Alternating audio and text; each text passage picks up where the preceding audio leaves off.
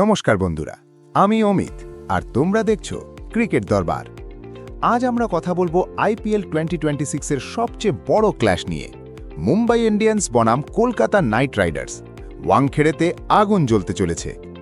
Mumbai Indians 5 বারের champion, এই দল মানেই প্রেসারে পারফরম্যান্স। তবে এবার এমআই শিবিরে একটু টেনশন আছে। জসপ্রীত বুমরা শুক্রবার শিবিরে যোগ দিয়েছেন, সেটা ভালো খবর, কিন্তু উইল জ্যাক্স আর মিচেল স্যান্টনার এখনও দলে আসেননি। এই দুই অলরাউন্ডার না থাকলে কিন্তু এমআইয়ের ব্যালেন্স একটু দুর্বল হয়ে যায়। অন্যদিকে কলকাতা নাইট রাইডার্স 2 বারের চ্যাম্পিয়ন, পাশাপাশি গতবারের টাইটেল হোল্ডার। কেকেআরের স্কোয়াড এবার বেশ ব্যালেন্সড। তবে কেকেআর শিবিরেও একটা বড় প্রশ্ন আছে। আজ কে করবেন wicket keeping? Tejasvi Dahiya, Finn Allen, Tim Seifert তিনজনই উইকেট কিপার হিসেবে দলে আছেন। কিন্তু অনুশীলনে দেখা গেছে তরুণ অঙ্কৃশ রঘুবংশীকে গ্লাভস পরে প্র্যাকটিস করতে। ফিন অ্যালেন হয়তো শুধু ব্যাটার হিসেবে খেলবেন। সাইফার্টের একাদশে সুযোগ নাও হতে পারে। তাই রঘুবংশী কি করবেন কিপিং, সেটা জানতে হবে টসের পর। এবার আসি এই ম্যাচের কি ব্যাটলসে। Battle number 1, Rohit Sharma versus KKR pacers. ওয়াংখেড়েতে রোহিতের record legendary. KKR fast bowlers কি তাকে আটকাতে পারবে? Battle number 2, Bumrah versus KKR top order. Bumrah ফিরে এসেছেন আর তার সামনে কেকেআরের ব্যাটার্স মানেই আগুনে পরীক্ষা।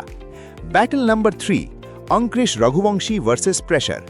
তরুণ এই প্লেয়ার কি বড় মঞ্চে নিজেকে প্রুভ করতে পারবেন? এবার আসি ওয়াংখেড়ে পিচের কথায়। Wankhede generally batting friendly pitch, এখানে বড় স্কোর হয়। তবে প্রথম কয়েক ওভারে পেস বোলার্স একটু সুবিধে পেতে পারেন। ডিউ ফ্যাক্টর গুরুত্বপূর্ণ হবে। রাতের দিকে পিচ আরও ফ্ল্যাট হয়ে যায়, তাই টসে যে দল জিতবে তারা হয়তো ফিল্ড নিতে পারে। দ্বিতীয় ইনিংসে ব্যাটিং করা মানেই একটু সুবিধে। তাই আজ টসের ফলাফল কিন্তু অনেক গুরুত্বপূর্ণ। মুম্বাই বনাম কেকেআর, এই রাইভালরির ইতিহাসটা একটু দেখে নেওয়া যাক। এই দুই দলের মধ্যে আইপিএলে এখনও পর্যন্ত মোট 36টি ম্যাচ হয়েছে। মুম্বাই জিতেছে 21টি, কেকেআর জিতেছে 15টি।